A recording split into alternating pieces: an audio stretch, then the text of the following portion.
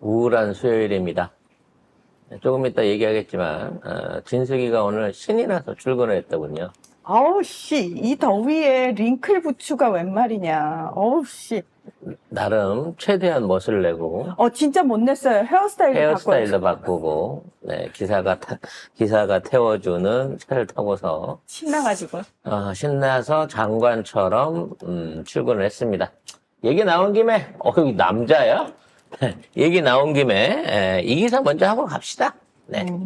관련된 속보 좀, 뉴스 읽어주세요. 네, 이진숙과 김태규 임명이 강행됐습니다. 이들은 임명 직후 임명장 수여와 현충원 참배를 생략하고 바로 정부 과천청사 방통위 집무실로 출근했는데요. 뭔 회의를 급하게 하려고? 이게 취임식이 11시거든요. 지금 아마 진행 중일 것 같은데요. 지금 출근하는 모습 보고 계십니다.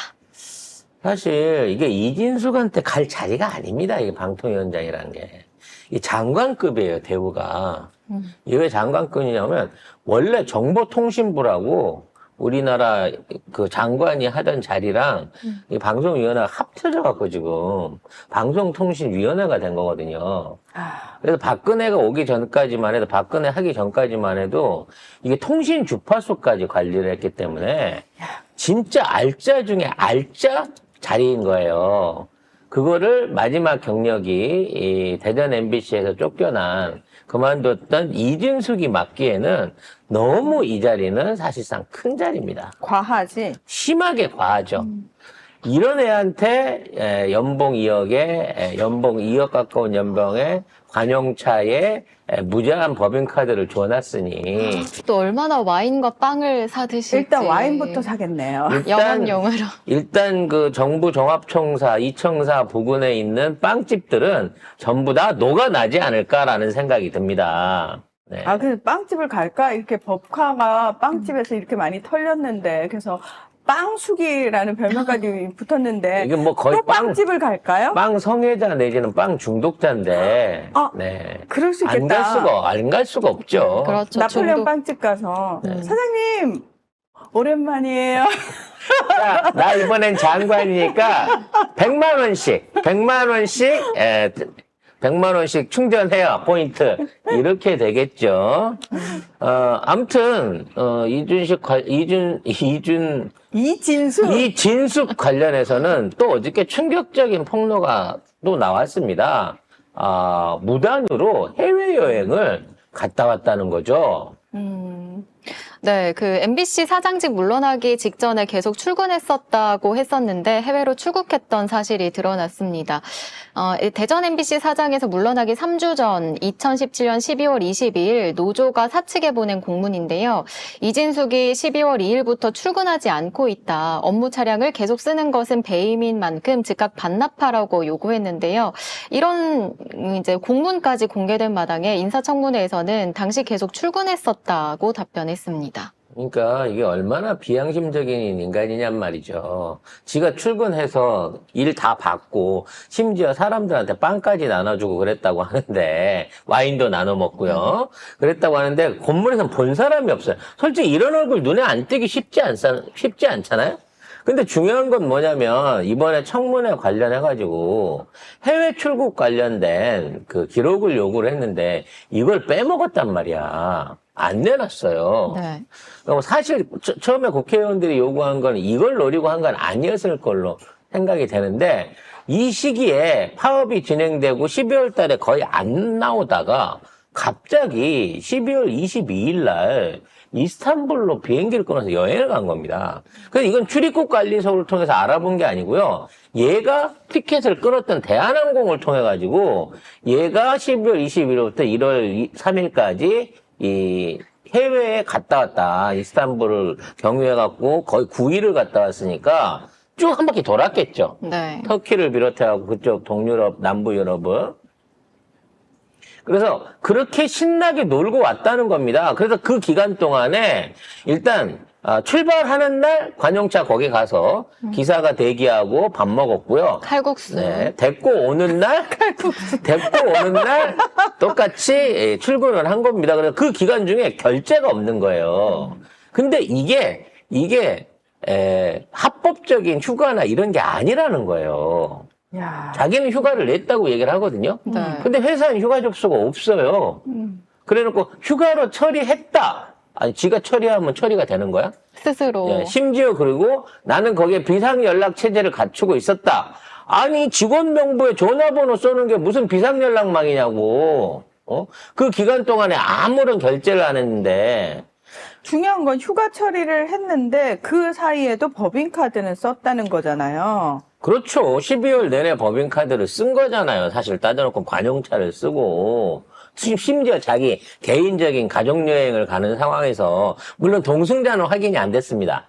그리고 일단 절대 본인이 어쨌든 9일간 해외여행을 갔다 왔는데 비상연락망 체계 유지했고 절대 어떤 상황이었냐라고 얘기해도 절대 입을 안 열고 있어요. 그래서 결국은 청문회 때 증인 선서를 하고 본인은 퇴임할 때까지 매일 출근했다라고 얘기를 했잖아요. 이 얘기가 가장 물리적으로 확실한 위증을 한 내용입니다. 그렇죠. 법카를 뭐 많이 쓰고 어쩌고 막 이런 부분에 있어서는 이게 이제 말하자면 조금 정확하게 아직 서류를 확보하지 못했으니까, 공식적인 서류를 확보하지 못했으니까 이거에 대해서는 위증 논란에 대해 갖고는 아직도 증명해야 될 게 더 있어요. 그리고 이건 김재철처럼 나중에 MBC 측이 고발을 해갖고 결국은 휴가 기간 동안 요 휴가처럼 안 나왔던, 출근 안 했던 기간 동안에 임금부터 시작해갖고 그거 다 회수해야죠. 그 기간에 썼던 법카 전액하고 그리고 규정에 돼 있는 220 이상을 쓴 220 한도보다 더 쓴 카드 내역에 대해서는 합법적으로 추징을 해야 되는 상황인 겁니다. 일단 언론노조가 법인카드 유용 혐의로 검찰에 고발하기로 했다고 하는데 빨리 하셔야 됩니다. 그리고 여기저기서 사실 다 할 필요가 있다고 생각합니다. 이분 이진숙 씨 법정 가는 거 좋아합니다. 왜 좋아하냐면 재판 좋아해요. 재판 좋아하십니다. 재판 가서 쇼하는 거 좋아합니다. 다 걸고 있잖아요. 자기가 잘못한 거에 대해서도 대구에서도 사무실 관련해가지고 자기가 잘못해놓고 자기가 소송을 걸고, 네. 예, 패소해가지고 결국은 건물주한테 물어줘야 되는. 근데 그러니까 소송 해야 됩니다. 지금 그래서- 민주당은 오늘 오후에 탄핵소추안을 발의하기로 했습니다. 이게 뭐냐면 청문회에서 위증을 했기 때문이에요. 청문회에서 위증을 하면 그 위증한 후보자는 바로 사실상 임명 자격이 없습니다. 근데 이걸 강행한 거잖아요. 그래서 합법적으로 탄핵을 추진할 수 있다는 거죠. 문제는 이제 이게 탄핵을 한다고 하더라도 이게 결정이 나는데 시간이 좀 걸린다는 거예요. 아씨, 빨리 와인 사가지고 따기 전에. 그러니까 한 일주일에서요, 보름 정도 걸릴 수 있는 이 시간 동안에 대전 MBC에서는 비교도 할 수 없는 어마어마한 양의 법카를 쓰지 않을까라는 생각을 해봅니다. 와, 진짜 저는 반드시 이진숙이 방통위원장에 있던 기간 동안 법카의 사용 내역을 반드시 추적해야 된다고 생각합니다. 그래서 저는 생각해 볼 수 있는 게, 뭐 여러 가지, 얘들이 할 수 있는 짓거리들을 생각해 보는데, 지금 있는 상황에서 MBC를 매각을 하겠다, 뭐 이런, 이 방통위의 권한이 그거예요. 일단 박문진을 비롯한 MBC 주주들에 대한 어떤 결정을 영향력을 미칠 수 있기 때문에 우리 내다 팔죠. 박문진 관련된 거 이거 팔죠라는 얘기를 할 수 있습니다. 그래서 민영화를 시도할 수 있는데요. 첫 번째 문제는 과연 그걸 누가 사갈 것인가의 문제죠. 그걸 받아서 살라는 측이 이미 있을 것인가라는 부분인 거고, 둘째는 이런 방식으로 민영화를 강행을 한다고 하더라도 이게 자칫하면 이 박문진을 팔아갖고 그 돈을 말하자면 환수를 하게 되면 어떤 형태로든 이득을 취하게 되면 이게 국고로 들어오는 게 아니라 정수장학회로 흘러가요. 이게 박문진 이사진이 갖고 있는 주식을 판다 그래갖고 그걸 국고로 들어오거나 MBC로 들어오는 게 아니라 박근혜 정수장학회로 흘러가게 되거든요. 그래서 만일 그걸 강하게 되면 겁나게 박근혜한테 개인적인 재산을 보태주는 꼴이 되기 때문에 사실 이게 저항이 굉장히 클 수 있는 부분의 일입니다. 근데 그거까지 진행하기에는 워낙 얘가 팔이 목숨이라 짧아요. 그래서 저는 그걸 생각하는 것보다는 지금 이제 방통위가 가장 큰 권위 중에 하나가 방송에 대한 심사, 그러니까 방송 적격성을 판정할 수 있는 일종의 감찰을 할 수 있는 기관이란 말이에요. 그래서 방송사에 대해 갖고 일종의 이제 페널티를 줄 수 있다는 거지. 이와 관련해서 현재 MBC나 JTBC나 또는 김건희에 대해서 윤석열에 대해서 불리한 여론을 내고 있는 언론사들한테 무대기 징계를 때릴 가능성이 매우 높아요.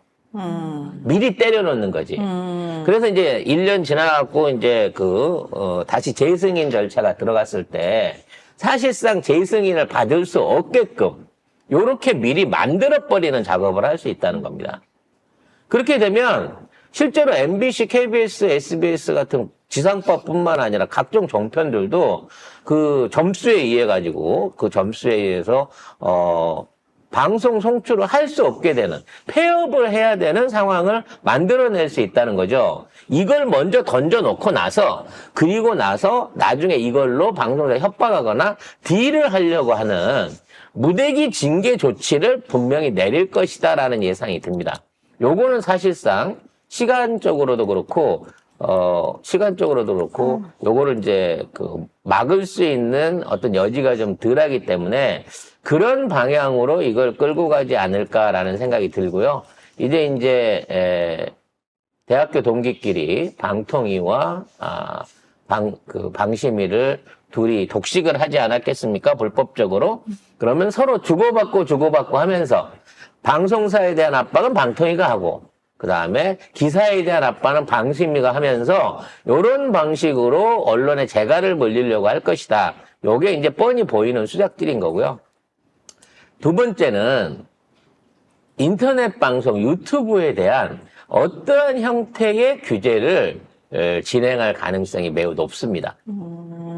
그래서 아마 망사업자들을 이용해가지고 유튜브 자체에 기내가 주장하는 불량 유튜브 자체에 대한 일종의 송출을 못하게 하는 조치를 취할 가능성이 높아요. 이거는 방통위에서 할 수 있는 권한인 거거든요. 그래서 정치 유튜버들이 이진숙에 의해서 어찌 보면 수수를 당할 수 있는 위협이 좀 있다라는 생각이 듭니다. 요거는 이렇게 쉽게 말해서 권한이기는 하지만 요거를 제시했을 때 결정하는 주체는 구글이에요. 결국은 구글 유튜브에서 이러한 제재 조치가 왔을 때 해당 방송에 대한 채널 정지나 채널 폭파 내지는 방송 송출 중단 이거를 들어주느냐 마느냐의 문제인 거거든요.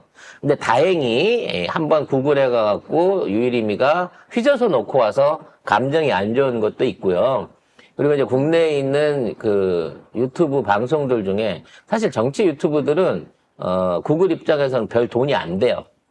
조회수도 별로 없고 쉽게 말하면 송출 시간만 길고 조회수는 먹방이나 예능에 비하면 형편없기 때문에 사실 지네들도 서버만 많이 차지하니까 쳐내버리고 싶은 마음이 있을 거예요. 그래서 아마 군소 유튜버들 같은 경우는 이걸 받아들일지 모릅니다만 메이저에 대해서는 아마 건드릴 수 없지 않을까라는 생각을 해봅니다.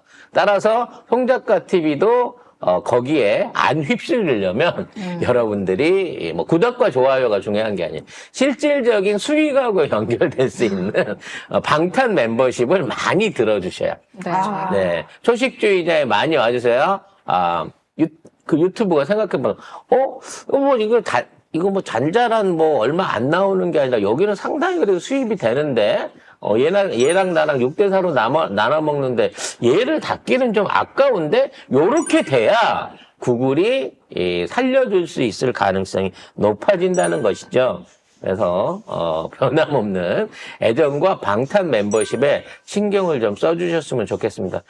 저희 슈퍼챗도 똑같긴 한데 멤버십이 저쪽 애들이 훨씬 더 안정적인 수입이 나온다고 생각하는 부분이기 때문에 슈퍼챗을 보내주시는 것보다는 멤버십을 가입을 해주시는 게 그 방송들 많은 진보 유튜버 방송들을 지킬 수 있는 길이라는 팁을 여러분한테 드리겠습니다. 아무튼 첫 번째는 무조건 우리예요.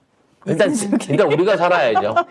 네. 진숙이가 뭐 다른 데서 욕을 많이 하니까 거기서 다 치긴 하겠지만 저희는 지금 고등법원 항소가 들어가 있기 때문에 아마 저희를 죽여가지고 어떻게든 입을 닫으려고 할 겁니다.